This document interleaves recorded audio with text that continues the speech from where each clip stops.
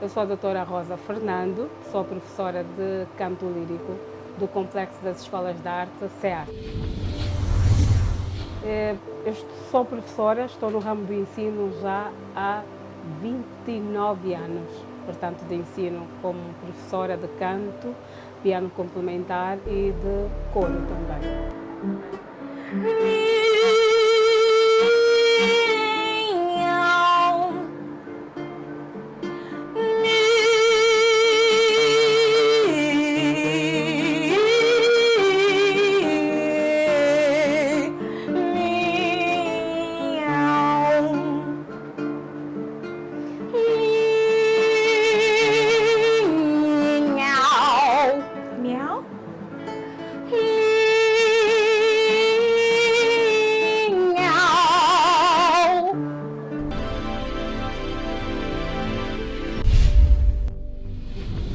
Olha, eu vim para aqui o CEARTE, na realidade eu comecei na antiga Academia de Música, que localizava-se na Marginal, a quando da abertura do curso de música, curso médio, que o professor Gaspar Agostinho Neto, depois que regressou de Cuba, foi o mentor desta formação.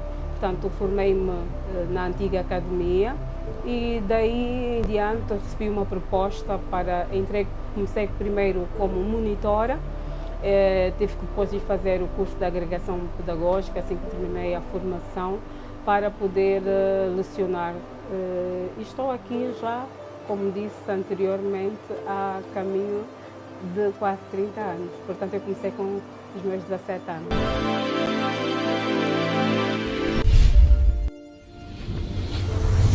De momento, no CEARTE, eu leciono tanto a especialidade de canto lírico.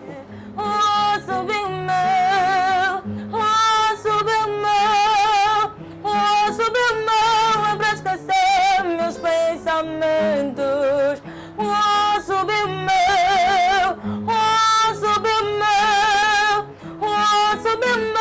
Pra esquecer minhas tristezas. Mas eu sou professora também, posto de voz, e sou professora de coro e piano complementar também. Mas já a caminho de sensivelmente 8 anos que me dedico só ao canto lírico. Terminei recentemente a minha pós-graduação em canto lírico mesmo e desde aí em diante até o momento não parei mais.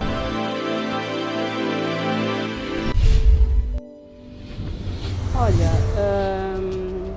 como toda e qualquer profissão, eu digo sempre que nada é fácil, mas quando nós fizemos com amor e quando também encontramos uma resposta positiva da parte de quem trabalha conosco, as coisas tornam-se fáceis.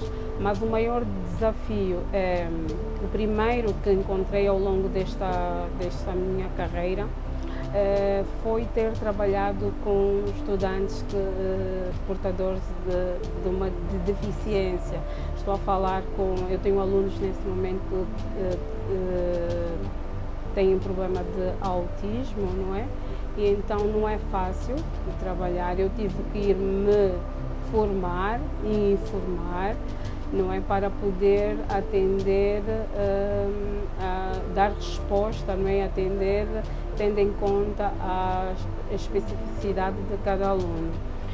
O segundo desafio, nós estamos a falar de um instituto médio de música, mas que na realidade nós recebemos estudantes que não, como sabe, nós não temos no país escolas de ensino de base.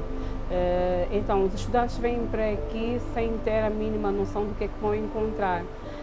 Não estão habituados, não estão familiarizados obviamente com partituras, não estão familiarizados com o tipo de canto, porque uns vêm para aqui a contar que vão somente cantar, mas depois deparam-se com um elenco de disciplinas fora as artísticas.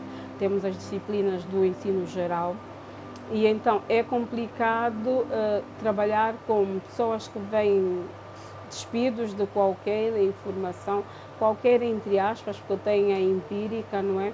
Mas depois pô-los a cantar um género musical que não é familiar para eles, porque também tem a ver com aspectos culturais e tudo mais, e então este tipo de canto para nós aqui em Angola podemos dizer que ainda é recente, e este tem sido o maior desafio, é você colocar pessoas, ter que passar um número de informação muito grande num curto espaço de tempo, não é? Porque temos que dar as bases que deveriam ser dadas no ensino de base, mas como não temos, nós temos que fazer praticamente 12 em 1 para poder ter uma resposta positiva, não é? É claro que também tudo depende, cada aluno é um aluno, não é? Uns têm maior facilidade, outros não. Os problemas não são os mesmos, até porque a constituição genética daquilo que é, estou a falar já para aquilo que é a constituição do próprio aparelho vocal, não é igual para todos nós. Então, tenho que olhar para este aspecto e, em função disto tudo, fazer um programa individual para cada aluno. Por como as especificidades, as dificuldades são diferentes, não são as mesmas, então nós temos que fazer um programa individual para cada aluno, atendendo o problema de cada aluno. Daí que as nossas aulas aqui são dadas individualmente, ou seja, não são aulas coletivas. Cada aluno tem um horário e tem um programa específico. Nós temos que olhar para aquilo que é o programa geral e adaptar de acordo à exigência ou à dificuldade que o aluno for apresentando. E só aí nós podemos ir avançando ou não com o programa geral.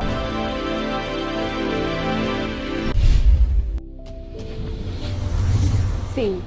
Nós no início, por isso é que nós no início fizemos um teste simples, não a 100% de rigor, mesmo já atendendo essas debilidades. Fizemos um teste que nós chamamos de teste de musicalidade, em que nós vamos ver o quê? Vamos ver aspectos mínimos, básicos. Se o aluno tem um ouvido apurado, muitas vezes o aluno até pode ter problemas de afinação, mas a afinação também trabalha-se. Daí que eu dizia que os programas são individuais e adaptados de acordo ao problema que o aluno apresentar, se eu vou focar mais na afinação ou se eu vou focar mais naquilo que é a impostação, porque o canto lírico, nós temos um canto que é extremamente técnico e que o aluno deve conhecer essas técnicas para poder desenvolver este canto, que é o caso, por exemplo, ele deve conhecer a técnica de respiração, a técnica da colocação, a dicção, temos que trabalhar a impostação vocal, a projeção,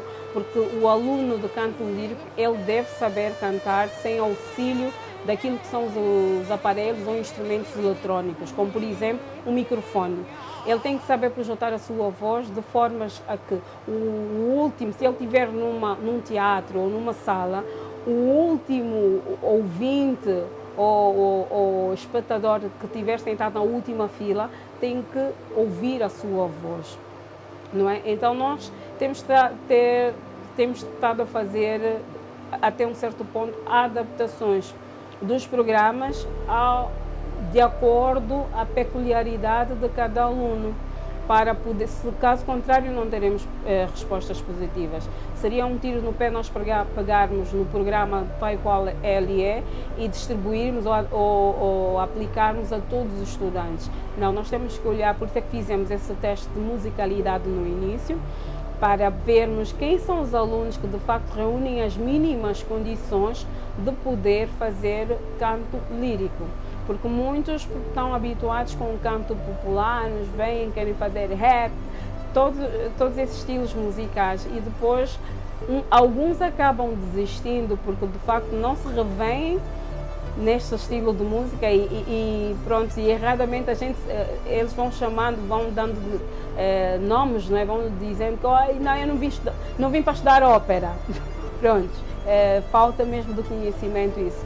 Então nós fizemos todo um trabalho de sensibilização Nós temos estudantes aqui que hoje estão já a finalizar o curso, depois de 4 anos, mas que no início alguns sentiram-se frustrados, mas nós fizemos esse acompanhamento para ver também qual é a opção, em função da musicalidade, em função da inclinação, nós dirigirmos o aluno para esta ou aquela especialidade, porque por vezes o que é que acontece? O pai tem um sonho que o filho tem que ser guitarrista, por exemplo, e vem matricular o filho na especialidade de guitarra, porque se calhar ele quer transferir o seu sonho para o filho. Posto cá no CEART, nós depois do teste ou após o teste, e verificamos, por exemplo, que este estudante não tem inclinação para a guitarra, mas tem inclinação, por exemplo, ao canto. Então nós fizemos um trabalho de sensibilização e encaminhamos este aluno para aquela especialidade que ela apresenta maior inclinação. Nós chamamos canto também, nós temos aqui, chamamos como é um instrumento também, assim como a guitarra e o piano. A diferença é que é um instrumento que está conosco, mas ainda assim deve ser cuidado, conforme cuidamos, deve ser conhecido, deve ser cuidado pela aquela pessoa que vai fazer uso desse instrumento, para poder fazer a manutenção e poder ter uma resposta positiva num curto espaço de tempo. É claro que não se aprende canto lírico em um mês ou um ano, são anos de estudo, por isso é que nós fizemos em 4 anos,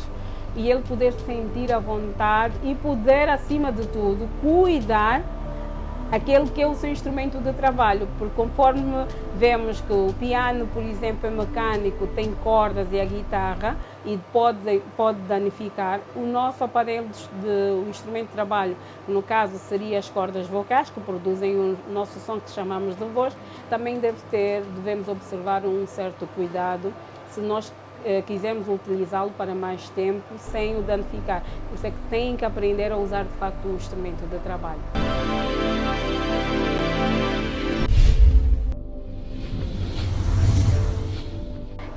Eu diria assim, são 2 aprendizados diferentes. Existem alguns aspectos, não é, que um observa mais em relação ao outro, que é, por exemplo, a questão falava da projeção.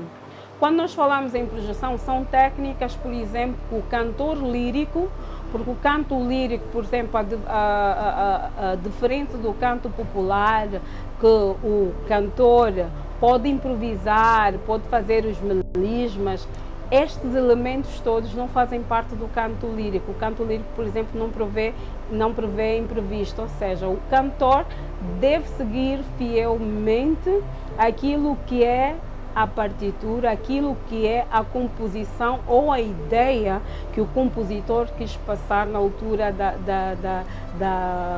faço o pleonasmo da composição da obra. O outro aspecto é que não requer tanta técnica, por isso é que dissemos que o canto lírico, os dois, existe a técnica aperfeiçoada, por exemplo, o canto popular, que não é tanto exigente, por exemplo, como a técnica utilizada no canto lírico. Por exemplo, a questão da respiração tem em comum porque os dois utilizam a respiração diafragmática. Por isso eu dizia que são aprendizados diferentes, mas um exige maior domínio de técnica relativamente, e estamos a falar do canto lírico, do que o canto popular, por exemplo. O cantor popular, se ele não souber projetar, ele em palco tem ali o microfone e ele vai conseguir cantar naturalmente. E depois, o outro aspecto está nas composições, as letras, não é? Porque temos que ver quando é que esse canto surgiu, a altura que surgiu, e o canto popular. O canto popular, como o nome diz, é o canto chamado canto do povo, por isso é que é o canto popular. É o canto que, eu digo assim, nós a partir do ventre da mãe, a partir das canções de ninar, nós já começamos a ouvir as primeiras canções ou cantigas de ninar que as nossas mães vão cantando, não é? Porque o bebê ainda no ventre da mãe sente. Então dissemos que este é o primeiro contacto do homem ou do ser com o mundo de facto da música, não é? E a partir do ventre, depois quando nós nascemos, as canções de embalar, de ninar, que as mães geralmente vão cantando. Então é por isso é que é denominado canto popular.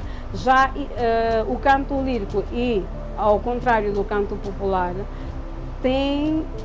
deve-se observar uma série de exigências naquilo que é os locais em que são de facto manifestados, em que se pode de facto cantar. Geralmente é um canto que é utilizado, vamos dizer, por isso é que muitos confundem e chamam de ópera, porque é o canto lírico, por causa da técnica, desses elementos todos que compõem, que geralmente está presente nas obras de ópera. Também vamos encontrar nas obras sacras, não é? Nas igrejas, e isso utiliza-se muito esta técnica lírica. Daí a diferença de popular, de lírico, não só na forma de entoação, mas e o outro problema está na forma de entoação. Geralmente as pessoas dizem, não, todo cantor lírico associa-se muito àquilo que é, basta, para nós principalmente, muita gente erradamente classifica, basta ouvir alguém que de repente tem uma certa facilidade em emitir notas agudas, então já é denominado como sendo cantor lírico. E classificamos assim erradamente, mas não. É necessário de facto passar por uma escola, é necessário de facto passar por uma formação, é necessário anos de estudo. Só se pode dizer que alguém de facto é um cantor lírico quando teve anos de estudos, tem um mestrado, uma trajetória. Na sua trajetória, ele obrigatoriamente tem que ter interpretado áreas ou óperas diárias, deve ter enfrentado já um auditório ou um teatro, sem auxílio de instrumentos ou aparelhos eletrônicos. Então aí nós sim vamos olhar, e pela sua performance, pela sua forma de cantar, pela reunião desses elementos todos técnicos, então só aí podemos dizer que estamos perante de facto a um cantor ou uma cantora lírica.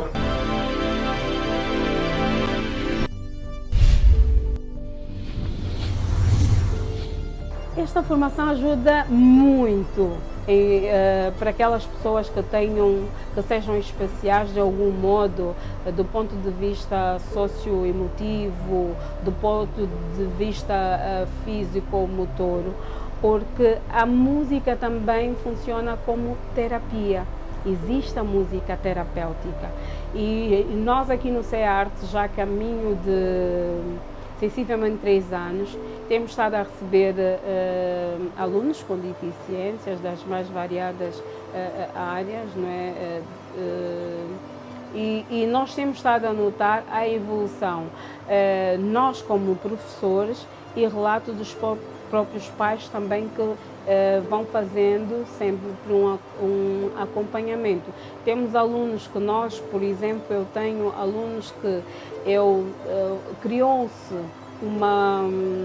na rede social um grupo do WhatsApp em que estão os médicos que acompanham esses alunos e nós, os professores, também, para melhor podermos lidar e conhecer e sabermos. Por exemplo, hoje em dia eu já sei quando é que o meu aluno vai dar ou está perante uma crise de ansiedade. Esse aluno, e temos estado a observar, por exemplo, as pessoas que sofrem de autismo, sabemos que é uma doença que mexe muito com aquilo que é o cérebro, a coordenação motora, e tem uma certa dificuldade, por exemplo, naquilo que é a capacidade de memorização.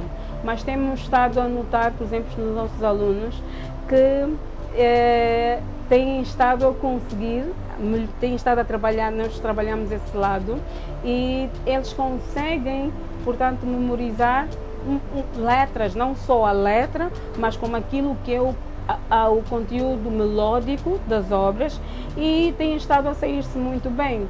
E têm estado a melhorar naquilo que é a sua concentração, porque às vezes eles têm muitas crises, dão crises de ansiedade. Então nós, hoje em dia eu já sei que exercícios fazer para manter o meu aluno sereno, não é? Exercícios, temos alguns que é de respiratório, e o canto em si só para ver que todos os dias que eles sabem que têm aulas de canto, eles já estão ansiosos e a resposta tem sido muito positiva, muito salutar. Mesmo os pais têm estado a agradecer, porque mesmo a nível do comportamento, a nível familiar, também tem estado a contribuir muito. E, portanto, para nós é uma satisfação podermos participar ou compartilhar com alguma coisa, com o nosso pouco saber, na melhoria daquilo que é, portanto, o desenvolvimento desses estudantes. Tem sido digo assim, tem sido uma bênção.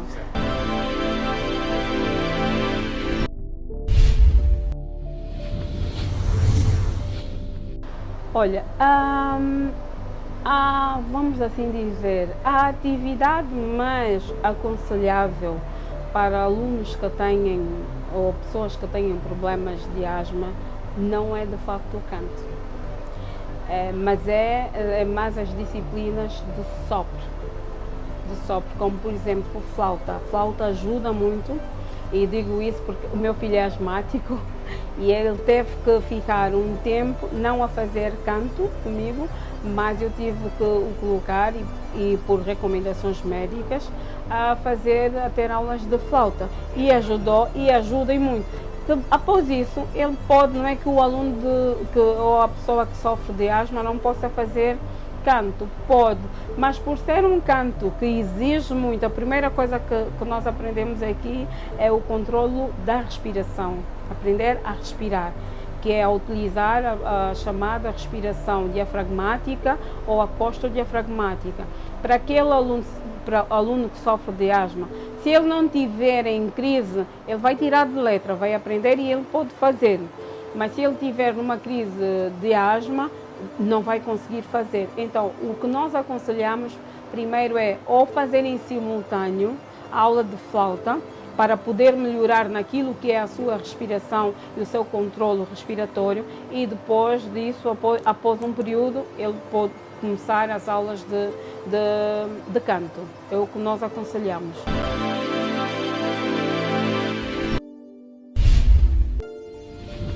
Quem canta, os males espanta, e não sou, eu digo assim, quem canta, ora 7 vezes. Então, cantar faz bem à saúde. Nós no canto, e digo isso, explico sempre aos meus estudantes, de que o canto é como se fosse um desporto. Daí que exige uma preparação, nós não chegamos à aula e começamos logo a cantar. É como um atleta, não é? Que ele, por exemplo, os futebolistas, vamos assim dizer, antes de começarem a jogar, eles têm que fazer um aquecimento. Então, no canto, nós também temos que fazer isso, um aquecimentozinho das cordas vocais, o aquecimento e desaquecimento. Por quê? Porque nós, quando estamos a cantar, de facto, quase todos os músculos, se não todos os músculos do nosso corpo, participam nesse ato de cantar. Daí que é importantíssimo nós aprendermos a cantar perfeitamente, para que tenhamos uma sonoridade audível e boa, e não só, para que o nosso instrumento de trabalho, que são as cordas vocais, possam durar mais tempo.